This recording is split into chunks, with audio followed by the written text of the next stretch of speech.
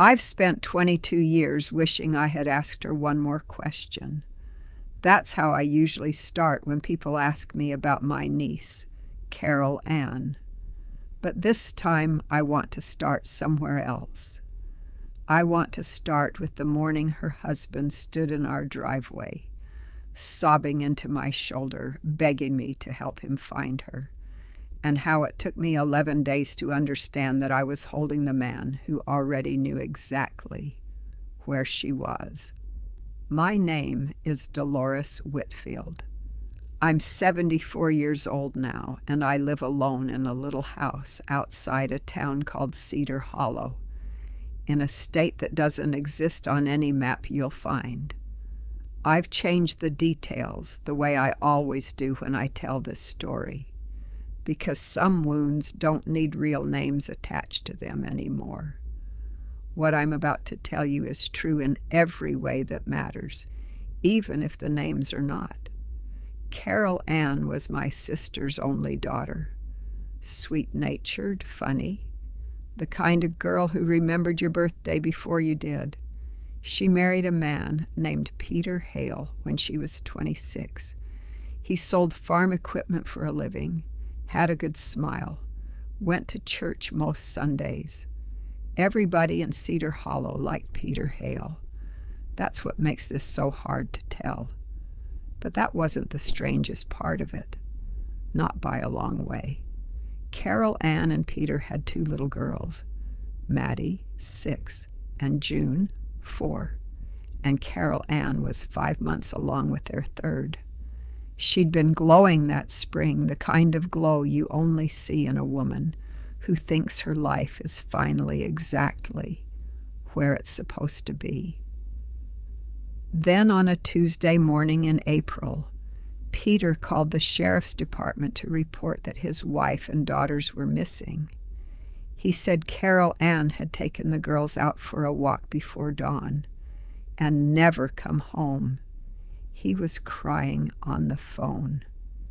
Everyone who heard that call, and I've heard it years later, played back to me by a detective who'd grown to trust me. Everyone who heard it believed him completely. I believed him completely. The search started within the hour. Half of Cedar Hollow turned out with flashlights and dogs.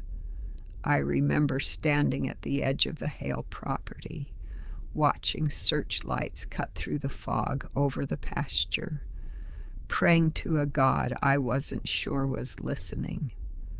By that afternoon, the sheriff's department had already started forming theories. A drifter had been seen near the county road the week before. Carol Ann's ex-boyfriend from high school had moved back to town just 2 months earlier. Nobody could say why, and a neighbor 2 farms over swore she'd seen an unfamiliar gray pickup truck idling near the Hale mailbox the night before. Looking back now, I understand why the investigators chased those leads. At the time, none of us understood what they meant, or didn't mean. The drifter turned out to have been 3 counties away, confirmed by a gas station receipt. The old boyfriend had an alibi. He'd been at his mother's bedside in a hospital 2 hours north, verified by nursing staff. The gray truck belonged to a fertilizer delivery service that made that exact stop every Tuesday. One by one, the easy answers disappeared. By day 3, Detective Ruth Calloway, a quiet, sharp-eyed woman who'd later become someone I trusted more than almost anyone, began asking Peter questions that made my stomach turn, even though I didn't yet understand why. Where had he been between 4 and 6 that morning? Why had a neighbor reported hearing raised voices from the Hale house the night before? Why did Peter's phone show no location data for nearly 90 minutes that morning, when normally it pinged every few minutes? Peter had an answer for everything. He always did. That was Peter's gift. An answer for everything delivered so calmly, you forgot to ask a second question. I wish I had asked a second question. I've spent years wondering what would have happened if I had. On day 5, Detective Calloway found something in Carol Ann's things that changed the shape of everything. Tucked inside a shoebox in the back of her closet was an envelope, unopened, addressed to a divorce attorney 2 towns over. Inside were notes in Carol Ann's handwriting, dates, times, a short, careful list titled simply, "Things I Need to Remember." Nobody had known. Not me, not my sister, not a single soul in that town. Carol Ann had been planning to leave Peter for months, and she had told no one. The secret wasn't that she planned to leave. The secret was what she was afraid of before she could. The notes described things I still find difficult to say out loud, even now. Controlling behavior, threats disguised as jokes, a life insurance policy Peter had increased without telling her, just 8 weeks earlier. A pattern written in a dead woman's careful hand of a marriage that looked perfect from every porch in Cedar Hollow and was quietly collapsing behind closed curtains. Detective Calloway pulled Peter's phone records next. Between the hours he claimed to be sleeping, his phone had connected to a cell tower nearly 11 miles from the house, out near an old grain silo on an abandoned stretch of farmland that hadn't been worked in a decade. But that wasn't enough. Not yet. A prosecutor needs more than a phone tower and a widower's grief. On day 7, a farmhand out checking fence lines near that same silo found disturbed earth beneath a collapsed section of the structure. He almost didn't mention it. He told Calloway later that it just looked wrong to him somehow, though he couldn't say why. I was at my sister's house when the sheriff's car pulled into the driveway.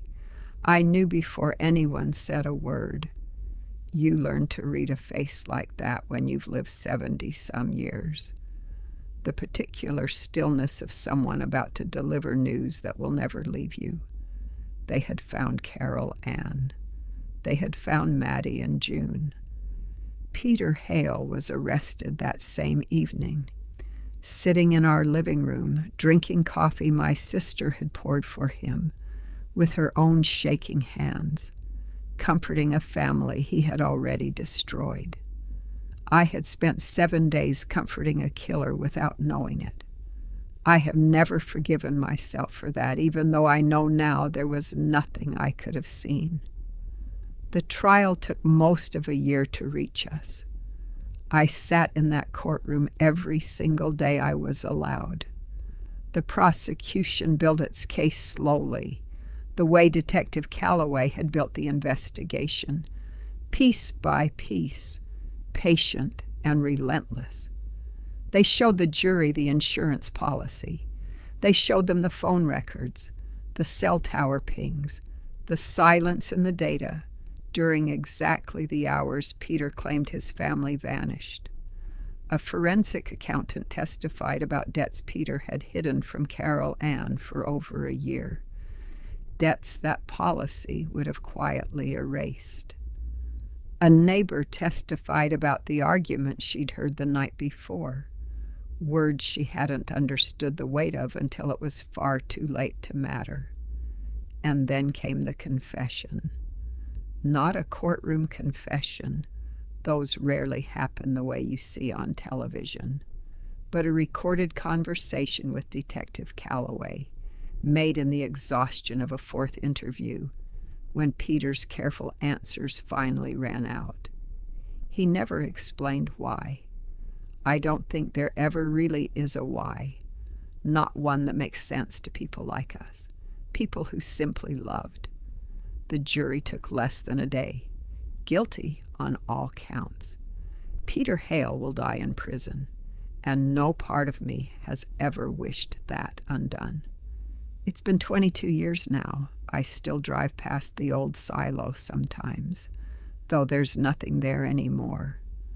The county tore it down not long after the trial, like the land itself couldn't bear to keep standing. I think about Carol Ann's shoebox more than almost anything else. A woman who saw the danger clearly enough to write it down, clearly enough to seek a lawyer, and still ran out of time to save herself. I think about all the mornings I sat across from her at my kitchen table and never once asked if she was afraid. If there's a lesson in this, and I believe there is, even now, even after everything, it's this. The people we love rarely announce their danger loudly. Sometimes it's a shoebox in the back of a closet. Sometimes it's a quiet change in someone's laugh, a policy update no one mentions, a silence where there used to be conversation. I have learned in the slow and painful way that grief teaches to ask the second question. Always the second question. Carol Ann, Maddie, and June are buried together beneath an old maple tree outside Cedar Hollow, and I visit them every spring when the ground softens. I tell them every single time that their story mattered, that the truth found its way to daylight, even though it took far too long to get there. That, I have come to believe, is the only kind of justice this world reliably offers us. Late and hard-won, but real all the same. And somehow, even carrying all of this, I still wake up most mornings, grateful for the years I had with her, and hopeful for whatever good is still ahead of me. I like to think Carol Ann would want that for me. I like to think she'd say I finally learned to ask the right questions,